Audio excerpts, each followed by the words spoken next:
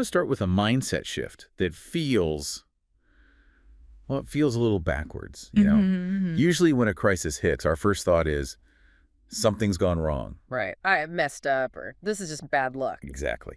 But we're looking at a source today that just flips that whole logic. It says if you have a problem, it's not an accident at all.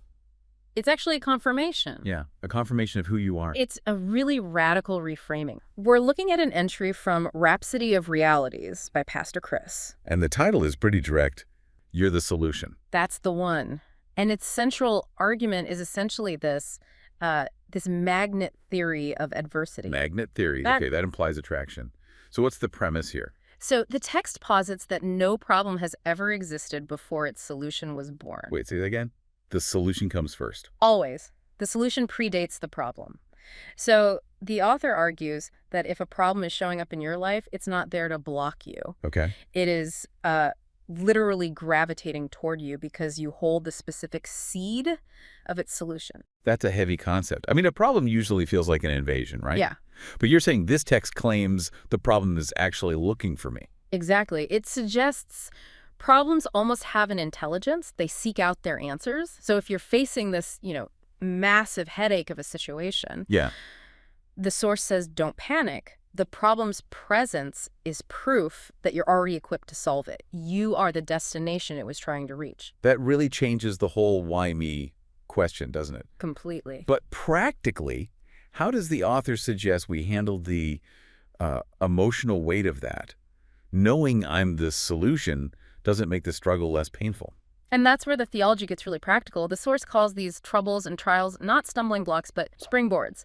The author points to a verse in James which instructs the reader to count it all joy when facing tests. Which is always so much easier to read than to do. Oh, for sure. Count it all joy can sound a bit dismissive of real suffering if you're not careful. It can, yeah, if you view it just as an emotion. But the text frames it as a strategic mindset. You count it joy because, and this is the key, victory is assured. So it's a knowledge thing, not just a feeling. Exactly. It references Romans 8.28 that all things work together for good. And the author's take on this is that a believer can never be disadvantaged. Never be disadvantaged. If you know the game is rigged in your favor, the struggle just feels different. You're not fighting for victory, you're fighting from it. Okay, that's a very specific identity to claim. Is this just, positive thinking, or is the text basing this on something deeper? It's entirely identity-based. The text cites 1 John, arguing that if you are born of God, you have overcome the world by default. By default. He uses these phrases like, you're fashioned in victory and programmed for success. Programmed for success. Mm-hmm. That sounds almost like computer code, like it's hardwired into you. Precisely. The argument is that failure isn't in your source code. If you're born of God, you're designed to be a solution provider. And this connects to the bigger picture, a verse in Romans. It mentions the earnest expectation of the creature, waiting for the manifestation of the sons of God.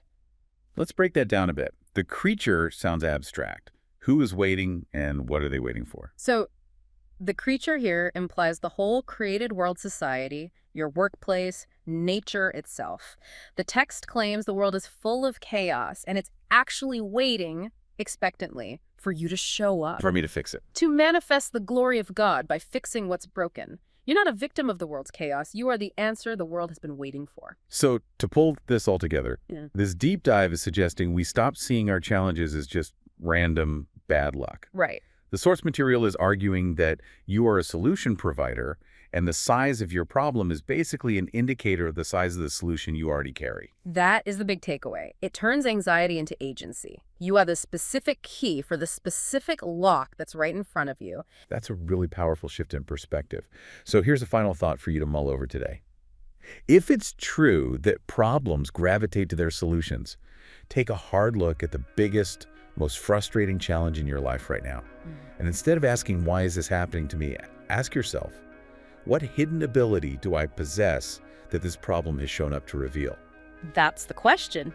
Thanks for listening. We'll catch you next time. We trust you were blessed by this episode. To gain unlimited access to Rhapsody of Realities by Pastor Chris, please download the Rhapsody app using the link myapp.rhapsodyofrealities.org. God bless you.